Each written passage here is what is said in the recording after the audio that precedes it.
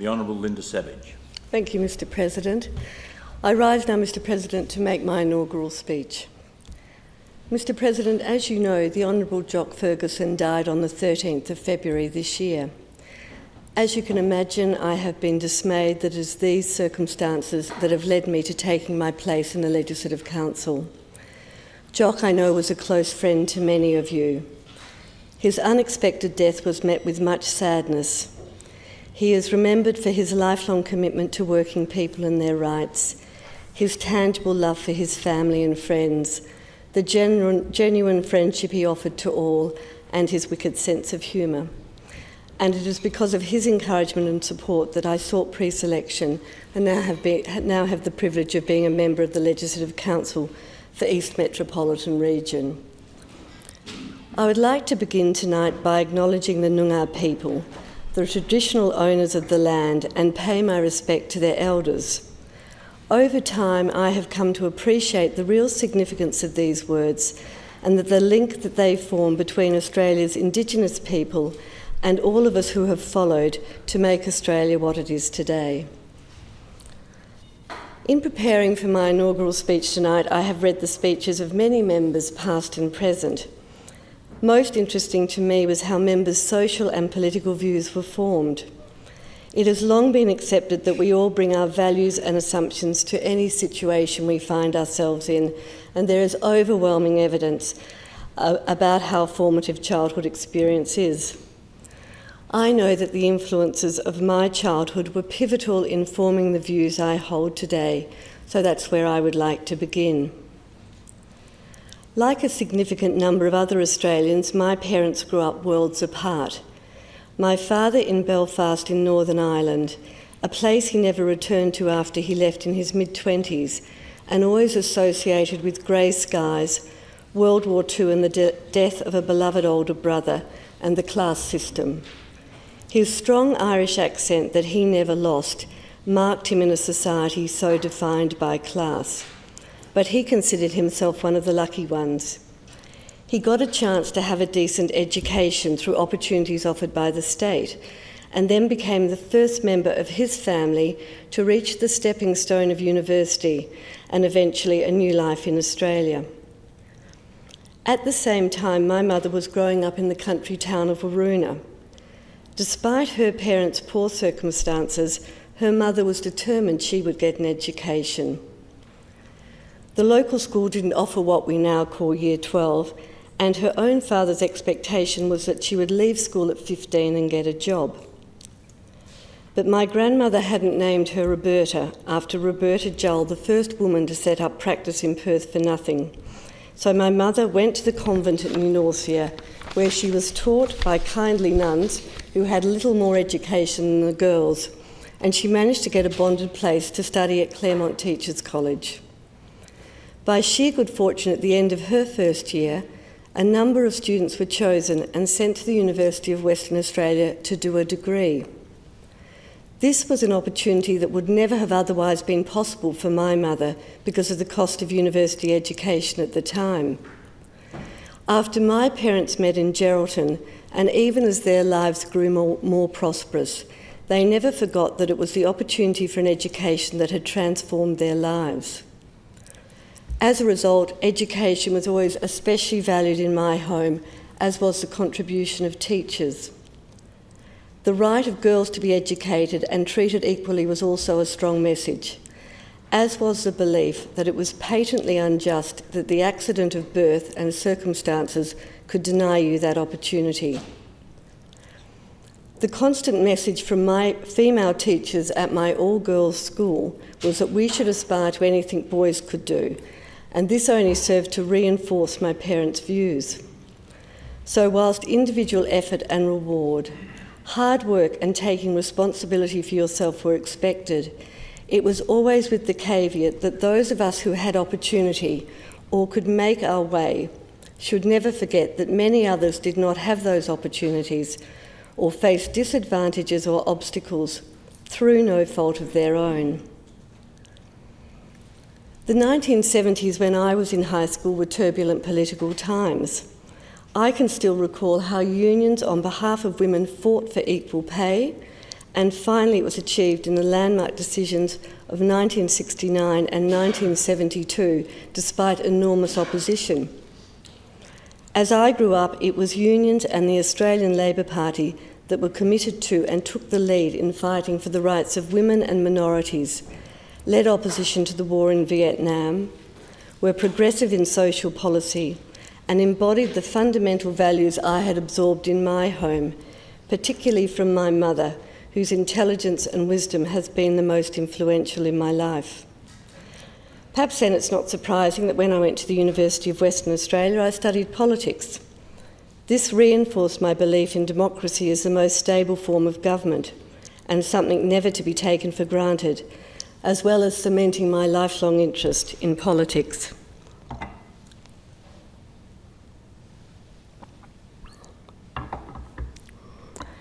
Mr. President, my employment and career choices have also reflected my interest in politics.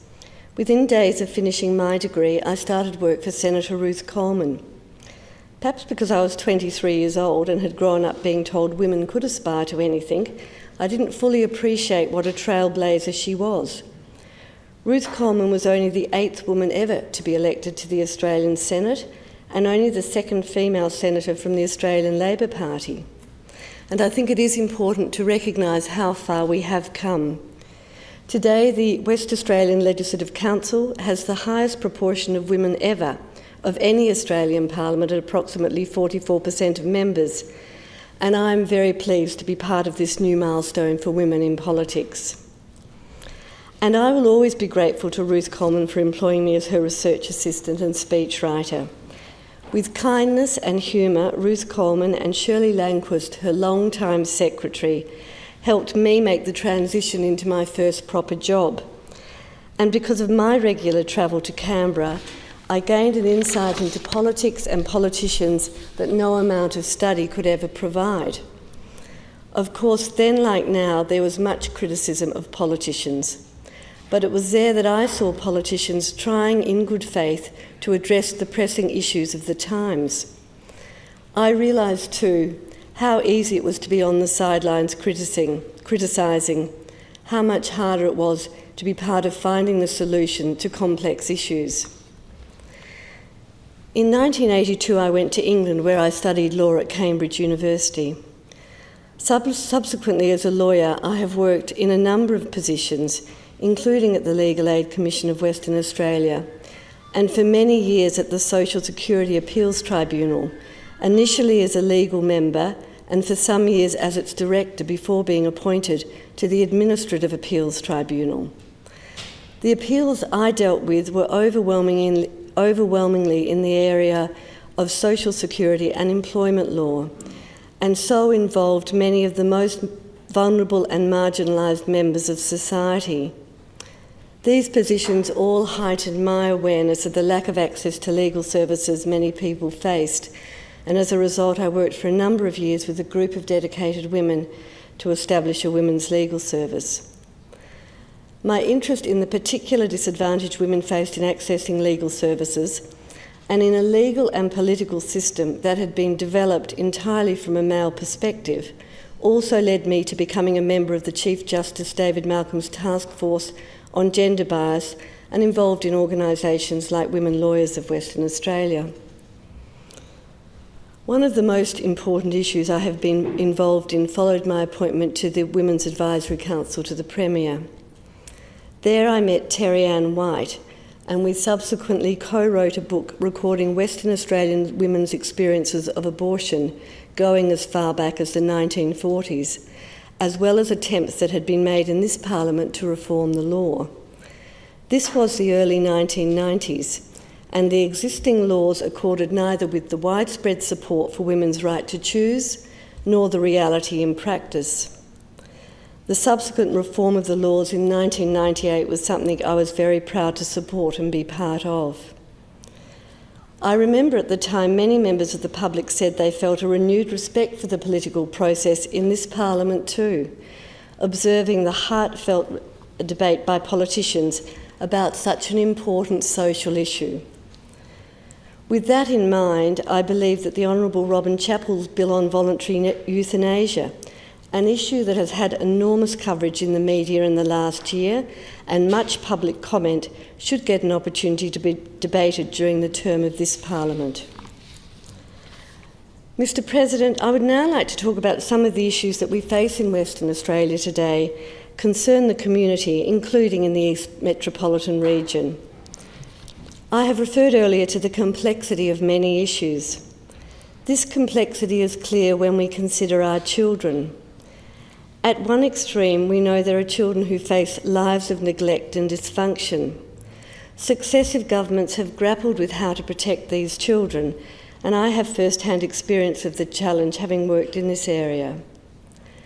But there is also a wider group of our children who concern us. The Telethon Institute for Child Health Research, an institution of international standing, has for some years been trying to understand why a significant number of Australian children are doing so poorly. The evidence is clear in the high rates of suicide, the increasing incidence of mental health problems, poor school outcomes, aggression and obesity. Identifying exactly what it is about the environment we live in today that seems to be failing rather than fostering our children, and how to address it, is one of the most pressing issues we face. Some things we do know. We know that the first 3 years of life are crucial, affecting even the development of a child's brain and having a lifelong impact. And we don't need research to confirm that a safe and nurturing environment with an adult who is consistently caring provides the best chance for a child's development, just as we know poverty and dysfunction will diminish a child's long-term well-being. But children and their needs have been low on the list of priorities.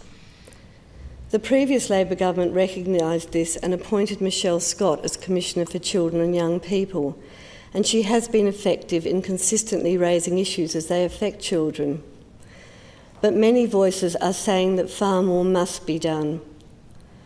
Particularly concerning to me is the increasing incidence of mental illness that Dr. Patrick McGorry, the Australian of the Year, says children and young people are experiencing.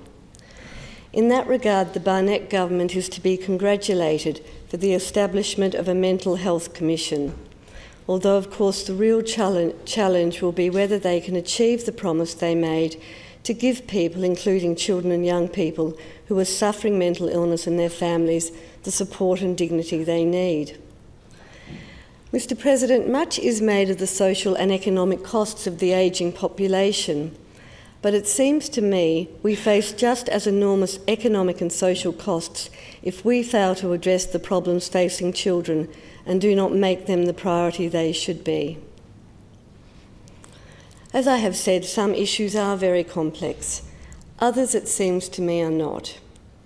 Like other feminists, I am aware that the enormous gains made for women over the last 50 years have not translated equally for all women.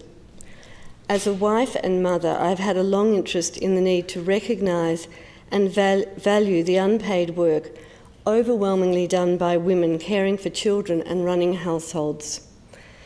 The failure to do so has had far-reaching ramifications for women, children and society in general. The failure to truly value what is regarded as the traditional work of women also affects those in the paid workforce and is at the heart of what is known as the gender pay gap. In November 2009, the House of Representatives Standing Committee on Employment and Workplace Relations reported that the gender pay gap, rather than decreasing, has grown since 1992, and nowhere more than in Western Australia. Whilst this is unfair in any sector of the workforce, it is particularly unjust and punitive for the lowest paid. A current example is education assistants. Those workers, predominantly women, who are employed to assist teachers and supervise children with a range of special needs and who can earn little more than $30,000 per year. The low base from which they are currently seeking a pay rise is a result of the undervaluing of their work, and that is because it is work typically done by women. It seems patently unfair that this work, recognised as crucial to providing children with a good education, is paid so poorly. Their recent pay claim has been met with the same arguments used in 1972. That is, that the economy just cannot afford it. But this is not an excuse that fair-minded Western Australians would, I think, be comfortable with, given that the increase being offered is not even adequate to enable education assistants to maintain their extremely modest lifestyles. Because of this, I believe urgent attention must be given to amending the industrial relations framework so that the traditional undervaluation of work on the basis of gender is a factor taken into account when considering pay claims such as these. The final issue I would like to touch on is the stop and search powers proposed in the Criminal Investigation Amendment Bill 2009. Firstly, I would like to make the point that the empirical evidence shows that in Western Australia there has been a decline in total offences reported to police over recent years, despite what seems to be the false perception that crime in general is increasing. And it is significant also that the decreases have been in many of the categories of the most serious offending, including homicide, armed robbery, burglary and motor vehicle theft. It has been argued, however, that there is a specific problem. That is, an increasing number of weapons on our streets, and increasing incidents of violence and antisocial behaviour. No one, of course, would disagree with the proposition that knives can be used as weapons and should not be carried and used to assault others. But what is proposed fails to address this with any precision, and instead a completely disproportionate increase in stop and search powers has been proposed. As members of this place would know, stop and search powers were very significantly widened by amendments made to the Criminal Investigation Act in 2006.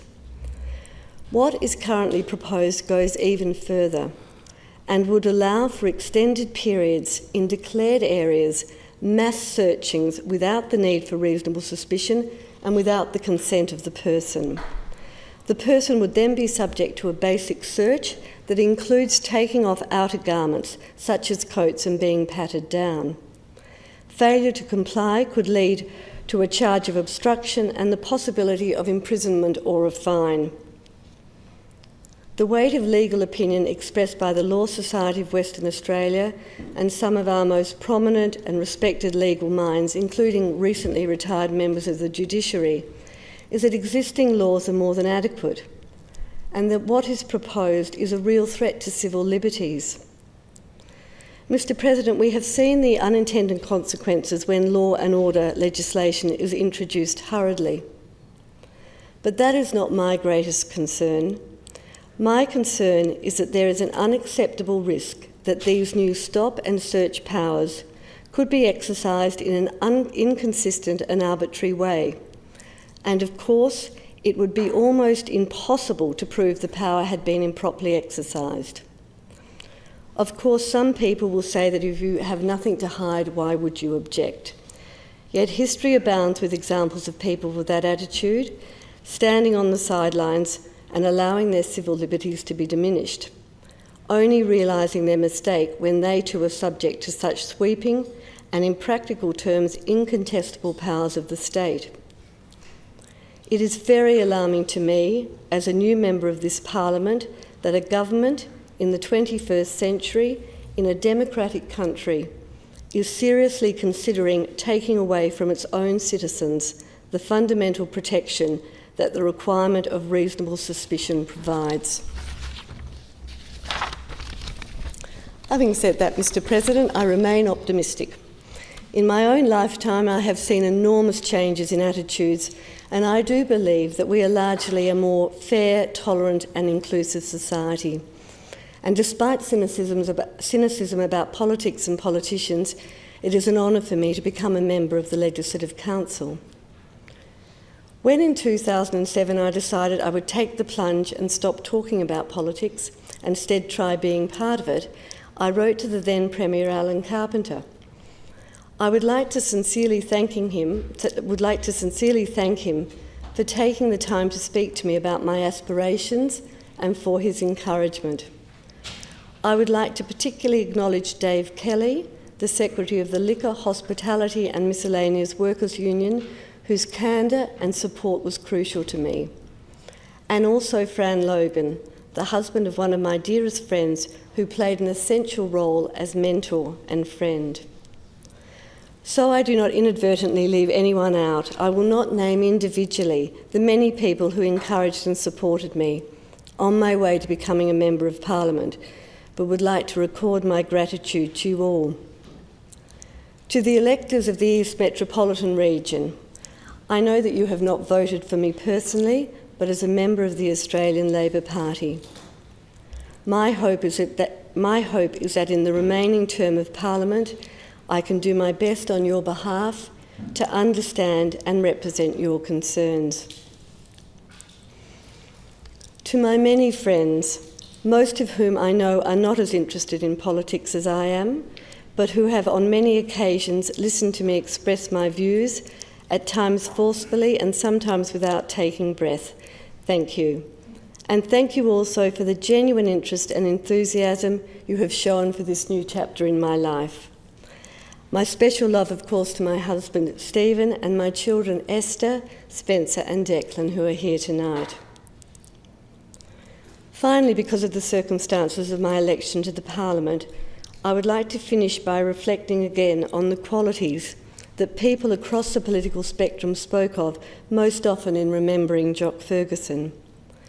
To me, it seemed they were his passion for fairness and the courage he had to stand up for what he believed in. These are qualities I intend to aspire to as a member for East Metropolitan Region. Thank you.